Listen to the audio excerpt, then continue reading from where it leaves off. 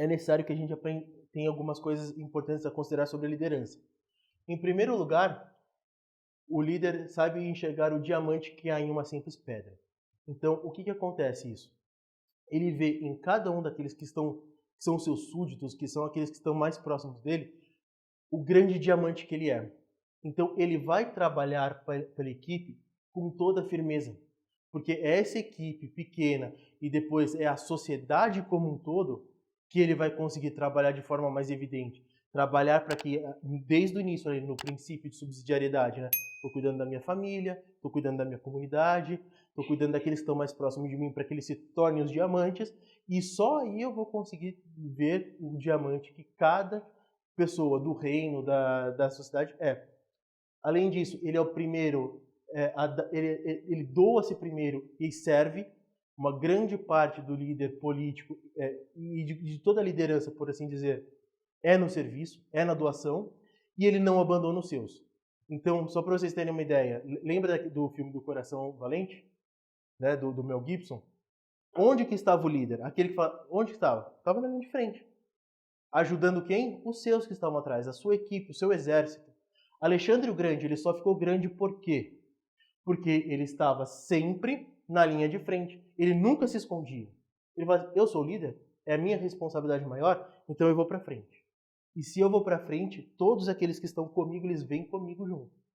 E isso é muito importante, porque se isso não se der assim, esquece o princípio de liderança. Você, na verdade, não está liderando, você está simplesmente delegando as coisas e você não está construindo os diamantes que precisam ser construídos, porque, afinal de contas, nós precisamos de uma sociedade virtuosa. Nós precisamos de uma sociedade que vai trazer isso para nós de uma forma muito evidente, muito clara. Além disso, o líder é o primeiro a servir e o último a ser servido. Se não for assim, o maior exemplo que existe disso tudo, posso dizer que foi Nosso Senhor. Nosso Senhor Jesus Cristo, ele serviu, fez ali o lava-pés, eu te chamo agora de amigos, né? Agora eu servi vocês, eu dei tudo de mim, eu vou dar a minha vida por vocês, para que vocês possam ter vida e vida em abundância. Então, é o primeiro a servir e o último a ser servido. Então, para quem gosta da ideia de literatura, veja um exemplo, por exemplo, de Aragorn, no Senhor dos Anéis. O líder de Gondor, aquele líder que seria entronado como a maior força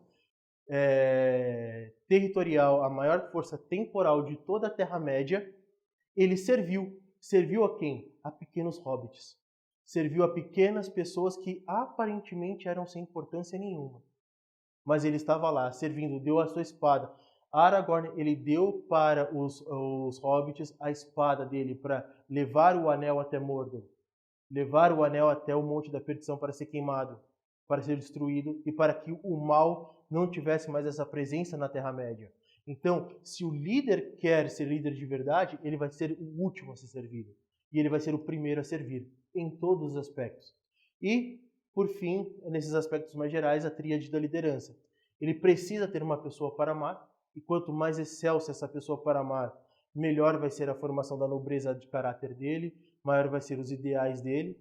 Ele precisa necessariamente servir a um ideal grandioso, para que esse ideal ele possa dar continuidade, porque o líder ele sabe que a vida dele vai acabar, mas aquele ideal vai perdurar.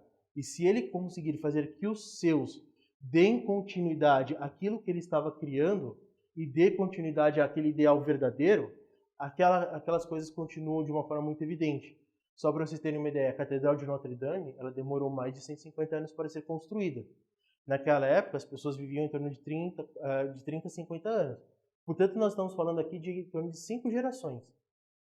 Por que a igreja continuou sendo construída em 5 gerações? Por que isso aconteceu? Porque o ideal era muito grande, era muito bem estabelecido. Imagina, não, eu vou construir essa casa, mas o outro vai dizer, não era bem isso que a gente estava querendo. Vamos mudar. Aí depois o outro vai e muda de novo. Cadê a continuidade na história? Cadê a continuidade desse ideal presente na construção de uma civilização? E por fim, o líder ele deve ser capaz de aceitar o sofrimento inevitável, porque vai chegar um momento que ele vai estar sozinho, de alguma forma. Ele vai ter se doado, ele vai ter se entregado, e ele vai chegar sozinho e falar assim, cara, valeu por tudo isso. Veja, por exemplo, a posição do Aragorn, naquela última posição onde ele estava chegando até as portas de Mordor. Ele pega a espada dele, ele olha para todo aquele restante de exército que sobrou e ele fala, pelo Frodo, for Frodo. E ele dá os primeiros passos ali. Ele está sabendo que ele vai ser o primeiro a tomar uma espadada, porque ele andou alguns metros antes. E aí ele sabia disso e todo o restante foi para frente. Então, se esse líder não for capaz de aguentar esse sofrimento inevitável, ele vai sofrer na sua liderança.